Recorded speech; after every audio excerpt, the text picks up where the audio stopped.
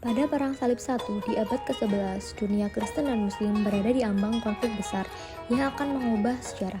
Pada tahun 1095 Masehi, Paus Urbanus II mengeluarkan panggilan yang mengguncang Eropa, panggilan untuk merebut kembali tanah suci dari tangan Muslim. Pemimpin seperti Godfrey dari Bouillon, Raymond IV dari Toulouse, dan Bohemond dari Taranto memimpin tentara salib dalam kampanye mereka menuju Yerusalem. Potret kota-kota di sepanjang rute tentara salib yang hancur dengan kerusakan yang dialami oleh penduduk lokal dan kehidupan yang terhenti. Dampaknya luas, mengakibatkan kematian yang besar, perubahan demografis, dan konsekuensi jangka panjang bagi kedua belah pihak. Perang Salib Pertama menunjukkan kekuatan dan kelemahan masyarakat Eropa pada saat itu, dan mengukuhkan kedudukan Kristiani di Timur Tengah untuk waktu yang akan datang.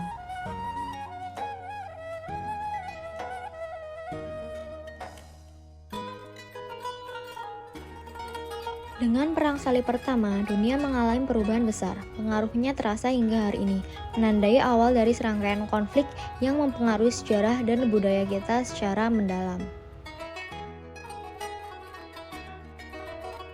Setelah hampir satu abad berlalu, sejak Perang Salib Pertama, Eropa kembali bergolak. Pada tahun 1147 Masehi, Perang Salib Kedua dimulai, kali ini dengan fokus untuk menguasai wilayah-wilayah Muslim di Levant dan Mesir.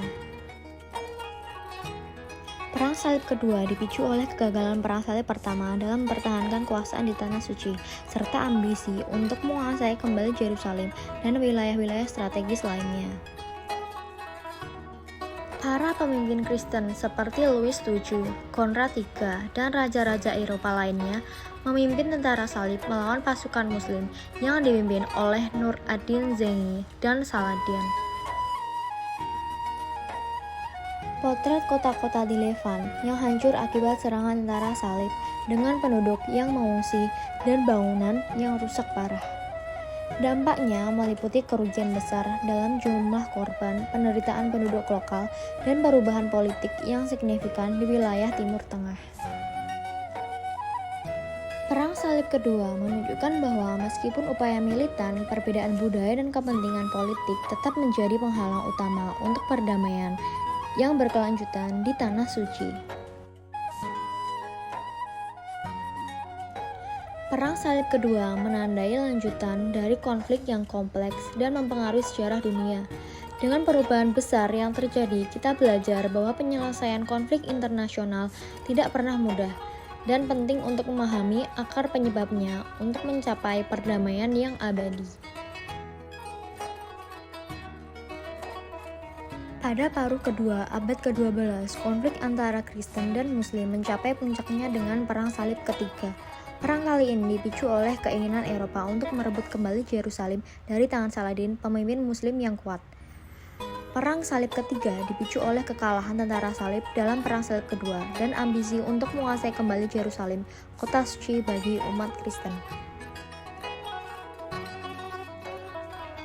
Raja Richard I dari Inggris dan Philip II dari Prancis yang memimpin tentara salib menuju Mediterania dengan tujuan menyerang wilayah-wilayah pantai Levant. Kepemimpinan Richard I dikenal sebagai Richard Singa Jantung, dan Philip II memimpin tentara salib dalam serangkaian pertempuran melawan pasukan Saladin yang terkenal kuat. Potret reruntuhan kota-kota di sepanjang rute tentara salib dan dampaknya terhadap penduduk setempat yang meninggalkan kota-kota mereka untuk menghindari konflik.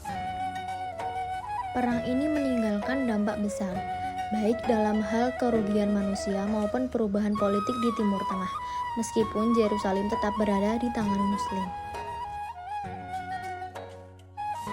Penandatanganan perjanjian damai antara Richard I dan Saladin menunjukkan upaya-upaya untuk mencapai kesepakatan yang mengakhiri konflik sementara. Perang Salib Ketiga menggambarkan kompleksitas konflik lintas agama dan budaya, serta tantangan mencapai perdamaian abadi di Tanah Suci. Dengan berakhirnya Perang Salib Ketiga, kita memahami bahwa Upaya untuk mencapai keharmonisan di tengah perbedaan membutuhkan pengertian dan kerja keras dari semua pihak terlibat.